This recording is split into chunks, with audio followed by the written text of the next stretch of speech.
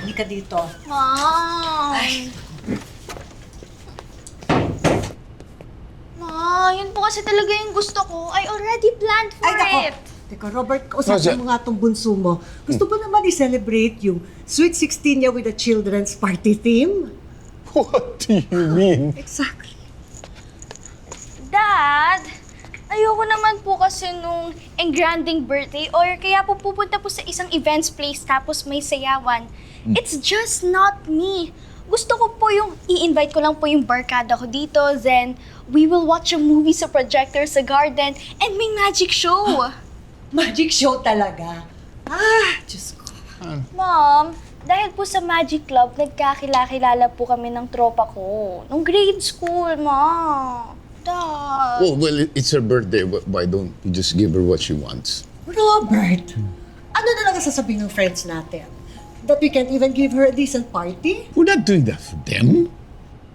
No, anong gusto mo? Mag-celebrate tayo nung hindi nag-enjoy yung nag-celebrate? O sige, okay. But we will have a children's party. Iimbitahin ko yung mga ninong at ninang mo.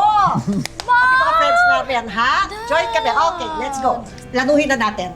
Come on, let's go. Siyempre gusto ko naman makita lang kung kaganda na yung bunso. Di ba? Thank you, honey. Okay, Nadia, let's go. Tawagan na natin.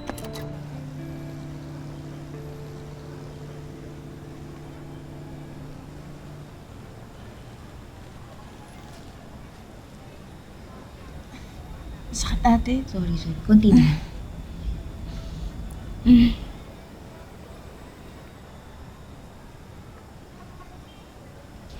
Lapit na pala maubos tong dialysis solution mo. Ay, tamang-tama. Makukuha ko ng sweldo kay Mrs. Villaroman sa paglalaba ko. Ingatan mo muna yung catheter mo, ha? Opo, ate. Oh, tara na. Patid na kita doon. Matulog ka na. Maya-maya muna. Kailangan ko muna gawin yung research ko eh. Sige.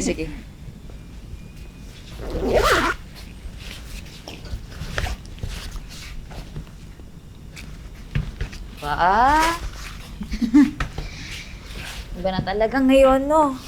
Pa-tablet na lang para mag-research. Ako nung high school, pumipila pa ako sa computer shop para lang makapag-internet. Hindi mo ba nami-miss bumalik sa pag-aaral ate? Nami-miss. Pero, di pa pwedeng bumalik eh. Kami bang dapat unahin? Ate, sorry ako naging pabigat ako. Naku!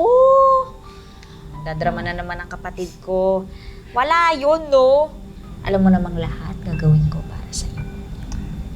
Thank you, ate. Sige na. Sige. Naku ate, ayaw na mag-on. Chinarge mo ba? Oo, ginurge ko to kanina eh. Kanina pa gumagana pa naman siya. Sandito lahat ng iba kong research, saka yung thesis ko nandito pa. Paano na? Oo, tama na. O sige, bukas ipapacheck natin kay Mang Cardo kung anong sira niya. Yes ba ate? Salamat.